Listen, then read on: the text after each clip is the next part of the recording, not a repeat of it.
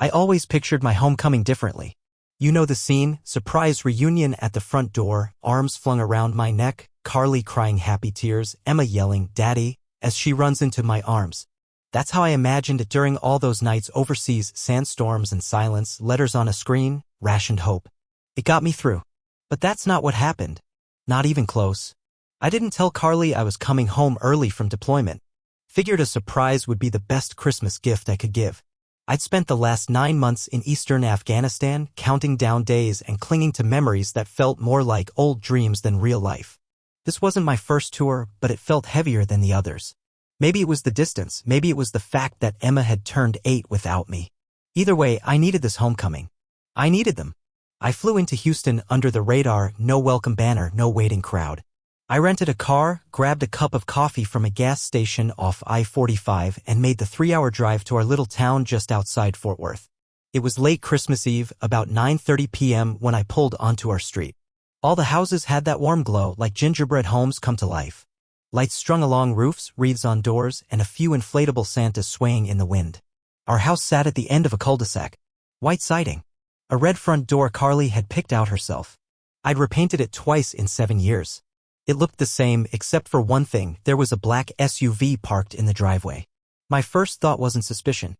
I figured maybe her sister had come by with her husband or maybe someone from the neighborhood had dropped off a gift.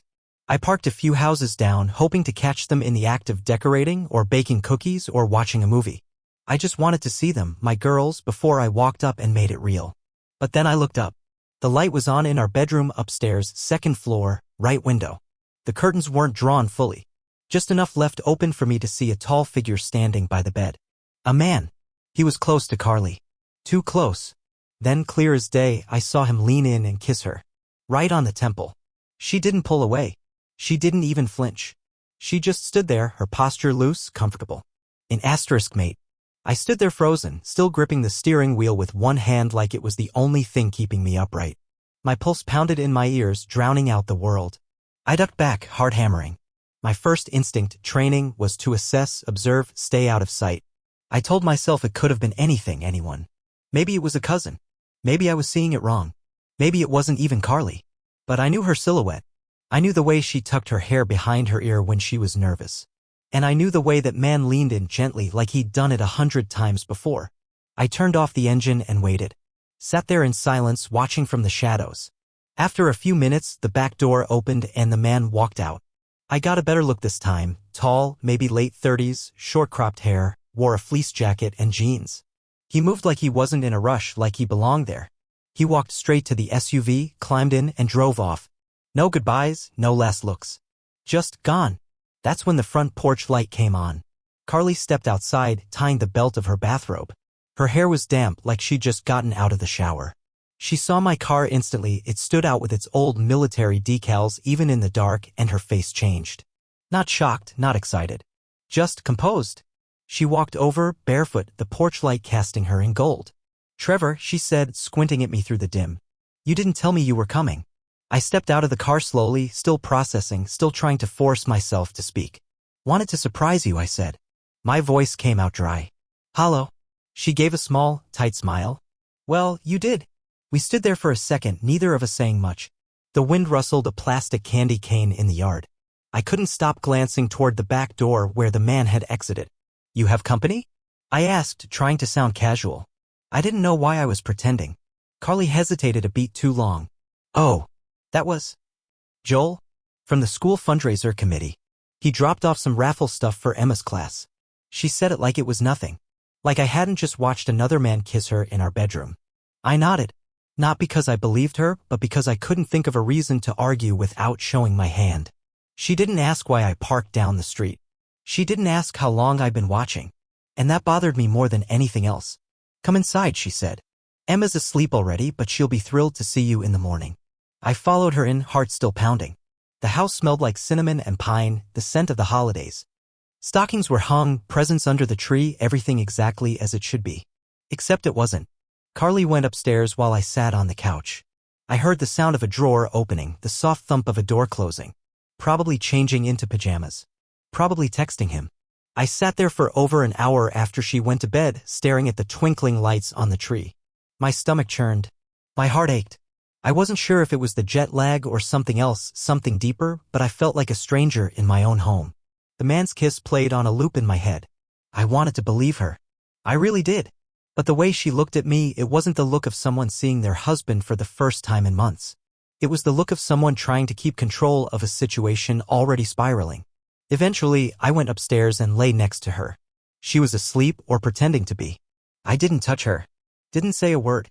And in the quiet of that Christmas Eve night, I realized something terrifying. Whatever had happened between us, it had already begun and long before I came home. The next morning, I woke up before the sun. Jet lag, mostly, but also the feeling that something was off. Carly was still asleep, curled away from me like I was a stranger. I watched the ceiling for a while, the shadows shifting slowly as dawn crept in. Then I got up and padded downstairs. The house was still and quiet. I stood in the kitchen, staring at the familiar tile and coffee pot, but it all felt foreign, like I'd stepped into a replica of my life rather than the real thing. I opened the fridge out of habit more than anything. Everything was stocked. Labels faced forward. Organic milk, expensive yogurt, Emma's juice boxes. Carly had always been neat, but this was different. Too meticulous. Like she'd curated the kitchen for an audience. After coffee, I wandered through the house. At first, just to stretch my legs. But as I passed each room, I started noticing things. There was a new throw blanket on the couch, plaid, masculine. A framed photo of Carly and Emma at the lake, one I'd never seen before. Our bedroom had a different comforter, different lamps, even a new rug. There was no sign Carly had redecorated in her messages, and she usually made a big deal out of that kind of thing. She hadn't sent photos. Hadn't even mentioned it. I sat on the edge of the bed and looked around. My side of the nightstand was still there, but my old alarm clock was gone. In its place, a scented candle and a book of poetry, definitely not mine. Her phone buzzed once on the dresser, then went still. I didn't touch it. Not yet. Later that morning, Carly acted normal. Too normal. She made pancakes, kissed Emma's forehead, and asked about my travel. She smiled too much. Talked too fast. "We missed you so much," she said, her eyes bright. "Didn't we, Em?" Emma nodded and hugged me again. That moment, that pure, sweet moment, was the only thing that felt real. I wanted to believe Carly. I wanted to sink into that domestic peace and let the doubts slide away. But every little thing scratched at my mind. After breakfast, Carly got a call. She stepped into the laundry room to take it. I only heard a few words, "Yes, I'll be there," before she lowered her voice and shut the door. I watched the door. Listened. When she came back out, she smiled like nothing had happened. "Just a quick errand," she said. "School committee stuff. Need help?" I offered, casual. She hesitated, then shook her head. No. Just picking up supplies. I'll be back in an hour." She left with her hair brushed, makeup on, and a coat I didn't recognize. The SUV from last night was gone from the driveway. I stepped out and checked the sidewalk. Fresh tire tracks. I waited a minute. Then I grabbed my keys and followed. I didn't tail her directly, just looped around the neighborhood, hoping to spot her car at the school. But she wasn't there. I parked, got out, and walked up to the front office. Asked about the committee meeting. The receptionist frowned. "No meeting today. School's closed for break." I forced a polite smile, mumbled something about being confused, and left. The rest of the day passed with a quiet tension. Carly returned home 2 hours later, carrying a bag from Target and talking about how crowded it had been. Emma played with her Legos. I sat by the tree, nodding, watching.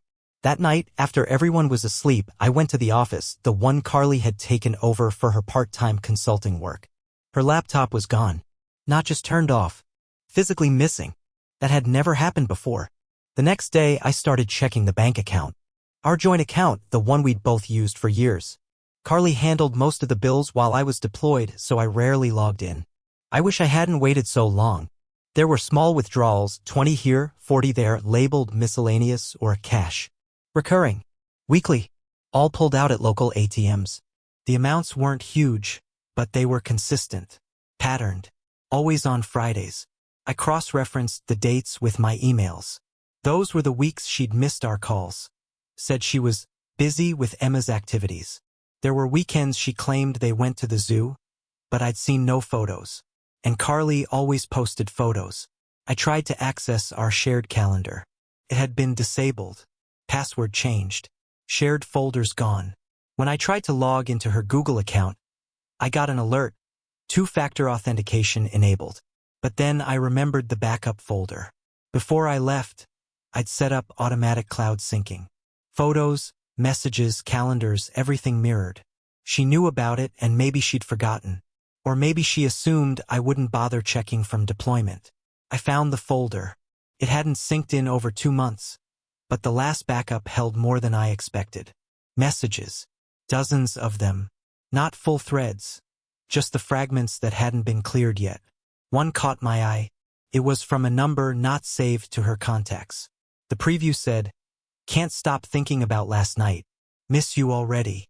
Another, "Same time Friday? I'll bring the wine this time." My stomach dropped. I pulled the full file, decrypted the timestamps. Photos were attached, cropped selfies from inside a car. A bedroom mirror. None of them were graphic, but they were suggestive. Flirtatious. Not meant for a husband. The man's face was never fully visible, but his arm was. Same fleece jacket I'd seen from the driveway. There were audio notes, too. Short ones. I played one. "Hey, babe," a man's voice said, casual, familiar. "I left the charger in your bathroom again.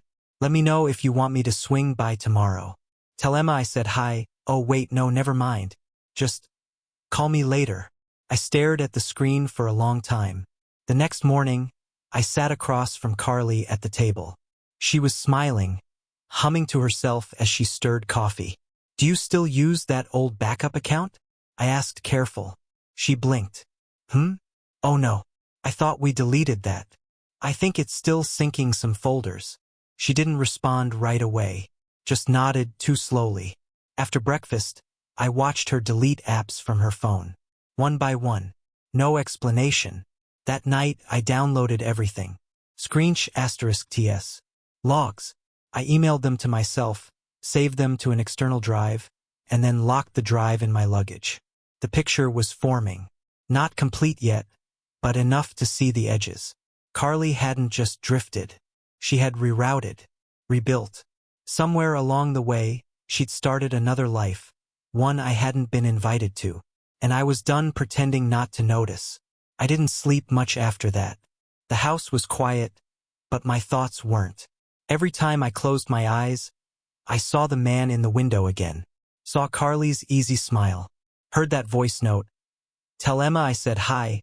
Oh wait, no, never mind. That one line haunted me more than any photo or message. Because it meant she'd talked about our daughter. Me. Our life. He knew about us. He knew enough to know he shouldn't. I spent 2 more nights combing through the backup folder. Every file felt like a punch in the gut. Each timestamp a betrayal in slow motion. I found more texts between Carly and the man.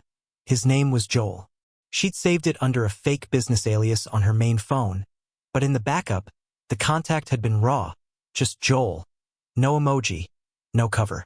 The messages were explicit, but not in the way you'd expect. They weren't crude. They were in asterisk mate. Filled with confessions, memories, little in-jokes I didn't understand. Some were written in the early hours of the morning. Some during the day when Emma should have been in school and Carly, allegedly, was working from home. One thread was dated the night before Thanksgiving. That night, she told me she was visiting her mother 2 towns over. She had even sent a photo of her and Emma at the dining table. But in this thread, Joel had texted, "That lasagna you made last night was unreal. You sure your husband never figured out where you were?" Carly had replied with a winking emoji and, "He thinks I was with my mom. He was so sweet about it too." I almost felt bad. Almost. I leaned back in my chair and stared at the screen for a long time. I found hotel confirmations, restaurant reservations, all under her name or Joel's. I cross-checked the bank withdrawals. They lined up perfectly. Fridays, mostly. A couple midweek stays for work travel that suddenly made sense. One photo froze me in place. It was of a hotel nightstand. 2 wine glasses, her Kindle, and a receipt folded neatly next to a room key. On the receipt, I could see a note, "Happy 2 months, Jay." 2 months. That message was dated in early October, meaning they'd started no later than August, maybe even before I left Afghanistan. But the worst part wasn't the logistics or the betrayal. It was how she used Emma. There were messages where Joel asked Carly to soften the story when the time came. There was a whole thread about custody plans, how she could start the separation gently by citing emotional distance due to deployment. One message made my blood run cold. Let Emma be the one to text him. Something cute. That way it's easier to keep him away for the holidays. Less questions. And there it was.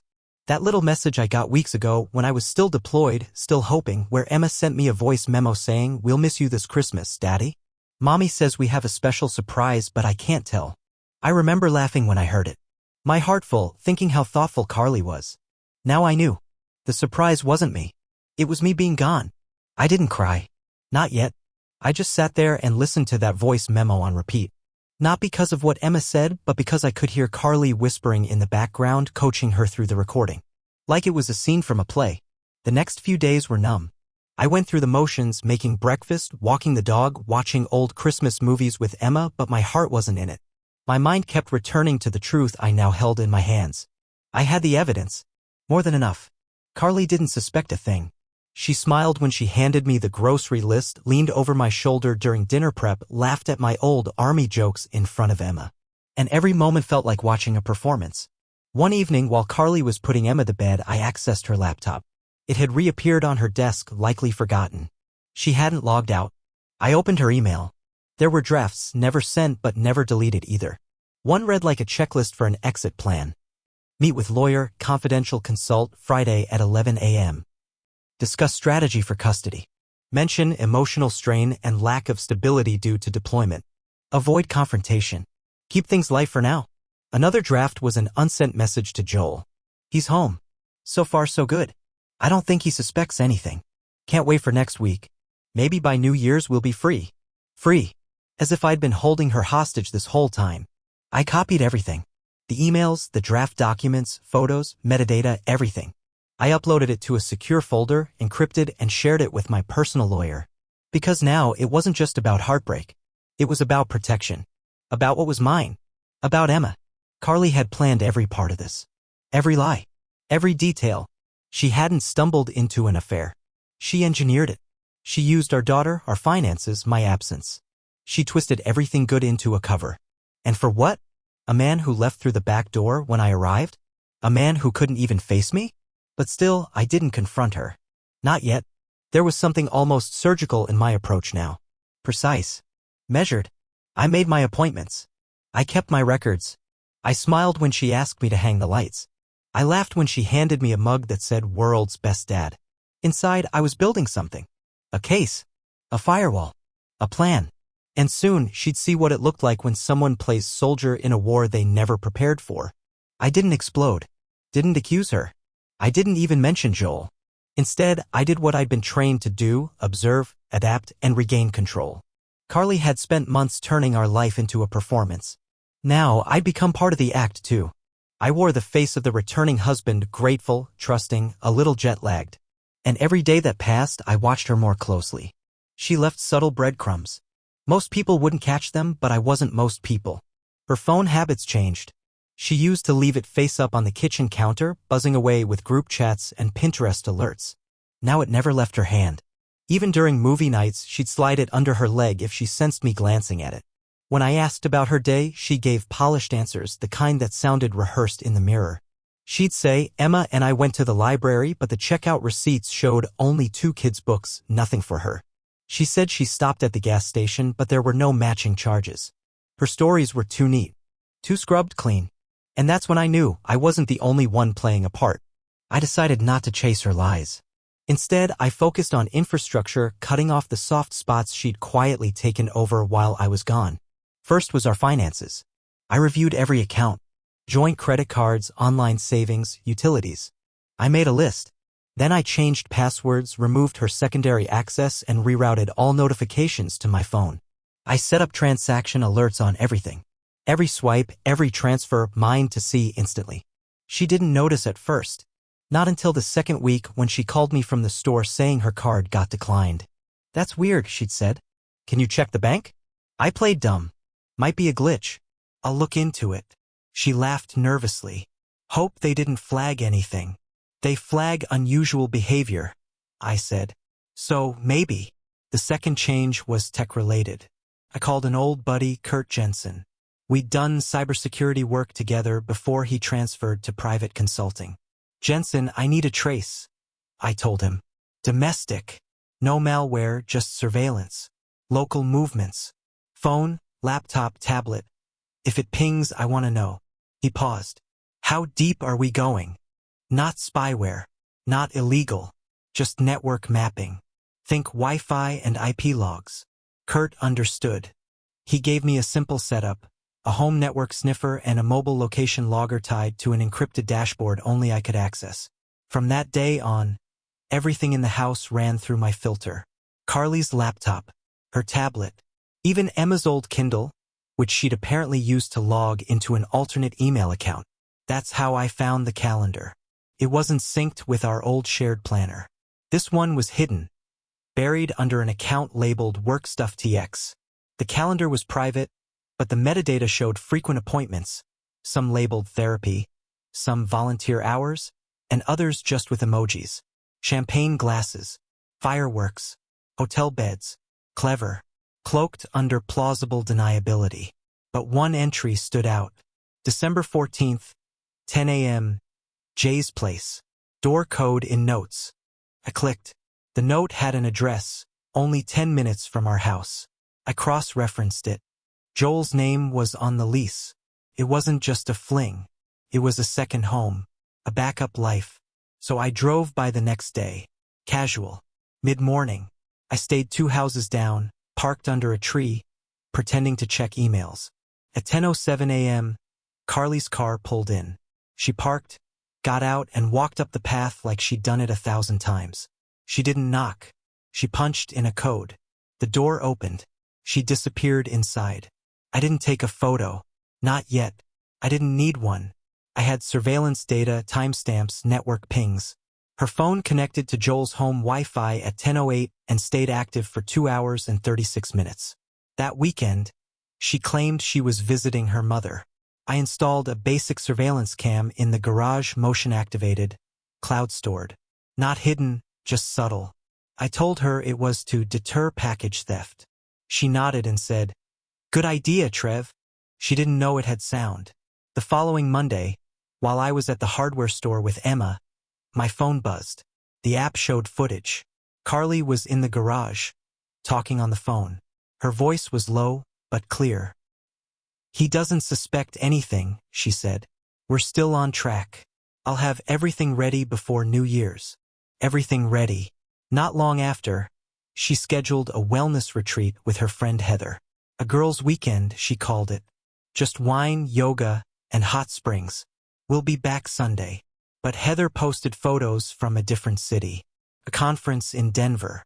No mention of Carly. Meanwhile, Carly's location data lit up Joel's house all weekend.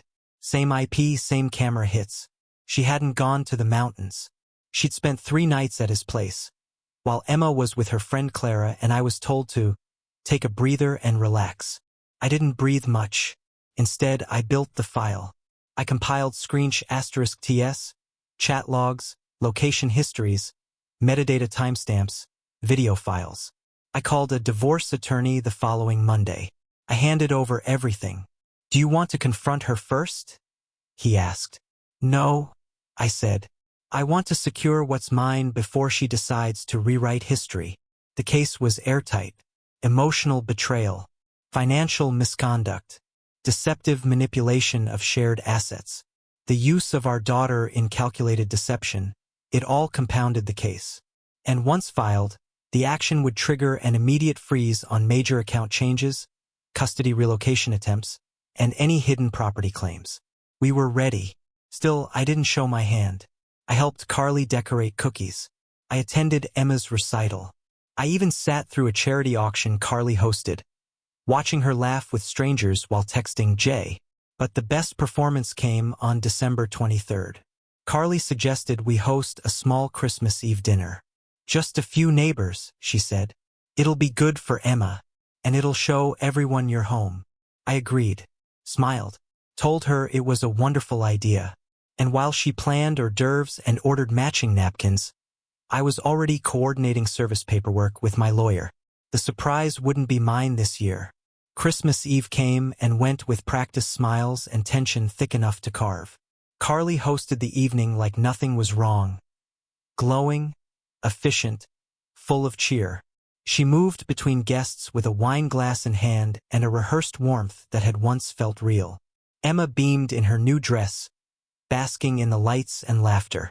And me? I played my part.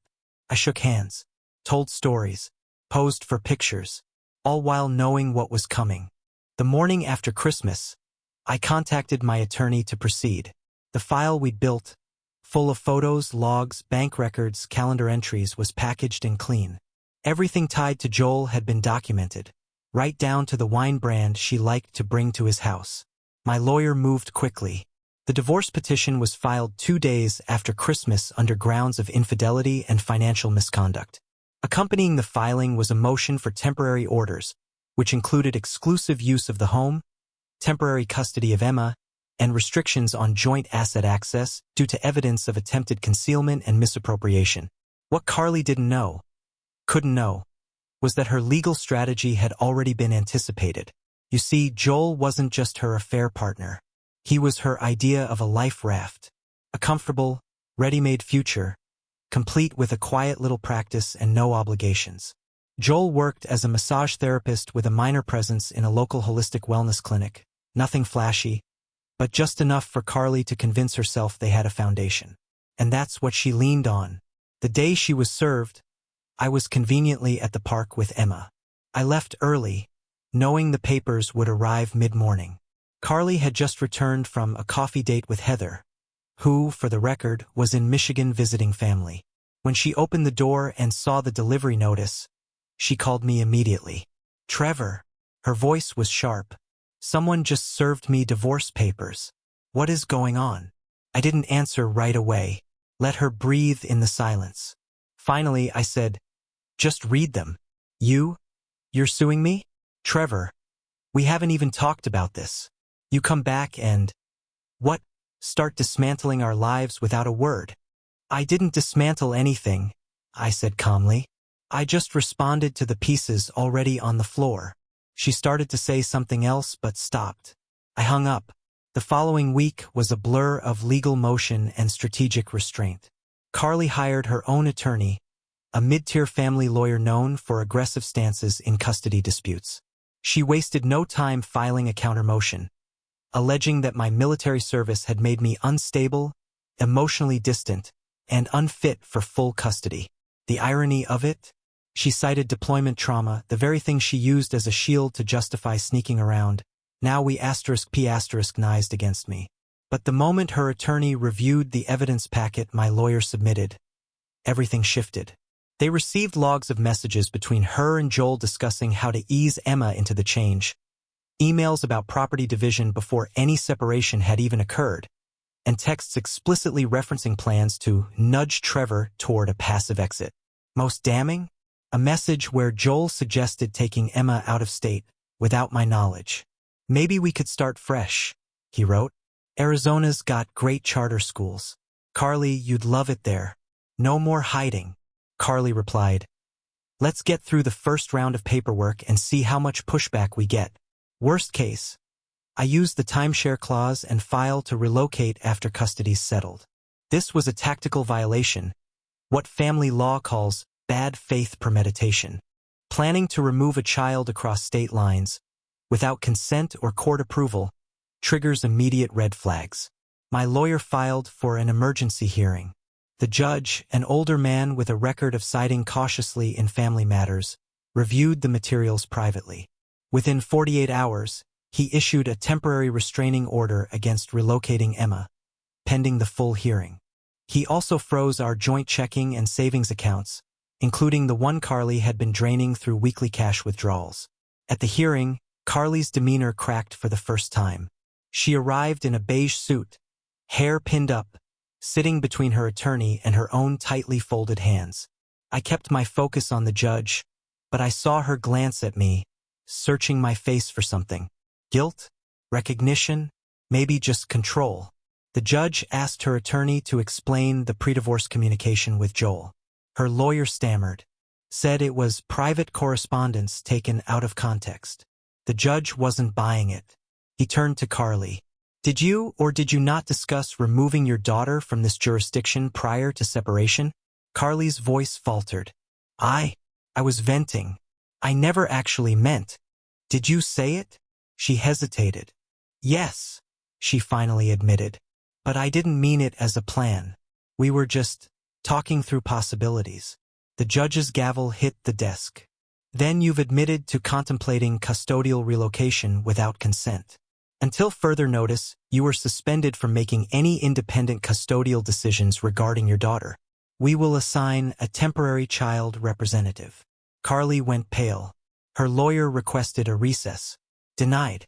Then came the second hit. Her attorney requested to withdraw from the case. I was not made aware of the full extent of my client's communications prior to taking this case, the lawyer said, carefully avoiding eye contact with Carly. In light of the new evidence and the ongoing investigation into financial misrepresentation, I believe it is in everyone's best interest that I step aside. The judge granted the motion. Carly sat there alone, stunned. Joel didn't show up that day. Not in court. Not in her phone records after that. He vanished. From her life, from the files, from the location pings. Whether he got scared or realized the cost was too high, I didn't care. His role was finished. And so was hers, at least in the version of life she had scripted for herself. After the hearing, Carly moved in with her mother. Word spread fast. The neighborhood, once filled with silent smiles and polite nods, grew colder. Carly's name started coming up at the grocery store, at church, during carpool drop-offs. Emma noticed the change, too. She didn't ask where Joel went. She didn't bring up the retreat weekends. But one night, while I tucked her into bed, she whispered something I'll never forget. Did Mommy lie to you? I froze. Then nodded slowly. Yeah, sweetie. She did. Emma looked down at her comforter, then up at me. I didn't want to send that message. She made me. She said it was a surprise. I hugged her then tight. And I knew whatever war Carly had planned, it was over. I wasn't just fighting for revenge. I was rebuilding the ground she tried to burn. After the hearing, Carly moved in with her mother across town. Our house fell quiet. The kind of quiet that echoes when you're the only one left standing in a space full of ghosts. Word of what happened spread faster than I expected. I never said a word, but people talk. Carly's absence at PTA meetings, Joel's sudden disappearance, the fact that our attorney had to request a custody evaluation, it all left a mark. Friends stopped asking where she was. Some offered me awkward smiles in public, others offered nothing at all. Emma asked about her mom a lot during that first week. I never badmouthed Carly. I just told her that grown-ups make mistakes and that we were working hard to keep her safe and loved. She accepted that more easily than I deserved. I started making lunches, braiding hair, going to school plays, things I missed while deployed. Every day was a small act of repair. Not just with Emma, but with myself. Carly tried to reach out, of course. She sent long emails, some defensive, some apologetic. She said she was lost, that she felt overwhelmed, that she never wanted to hurt anyone. But she never denied what she did. And she never explained Joel's exit. Eventually, the court granted me primary custody. Carly was awarded supervised visitation pending a psychological evaluation and family counseling. She didn't fight it. She seemed drained. Like she was trying to climb back into a life that no longer fit. By March, I sold the house. Too many memories in the walls. Emma and I moved into a modest place just across town, new school zone, new routines. A blank slate. I painted the walls myself. Let Emma choose the colors. There was no dramatic ending with Carly. Just a slow fade like a storm moving off the horizon. 2 years passed. Carly made attempts to reconnect. Some were genuine, others felt like guilt masked as nostalgia. I never responded with anger, just distance. Not out of hate, but because peace had become too costly to risk. She once offered money, her way of making it right. Said she didn't want any claims to our old joint assets, just a fair shake. I accepted her proposal. Then I put every cent into a trust fund for Emma's future education. Carly never questioned it. Maybe she knew. Joel never resurfaced. Last I heard, he left the state. Someone told me he'd quietly transferred his massage license to Arizona. Fitting. Carly still lives with her mother, as far as I know. She's been quieter, softer. I don't know if it's growth or defeat, but she doesn't resemble the woman who stood at the top of the stairs in a bathrobe explaining away another man's kiss like it was no big deal. As for me, I'm not angry. I'm not bitter. I hold no fantasy of reunion. I've built a quiet life with Emma, a stable one. I take her to softball games, read her stories at night, and tell her the truth gently when she's old enough to ask harder questions. I don't tell her everything. Just enough for her to know trust is earned and love doesn't excuse betrayal. Some people say forgiveness is freedom. I say boundaries are. And in those I finally found peace.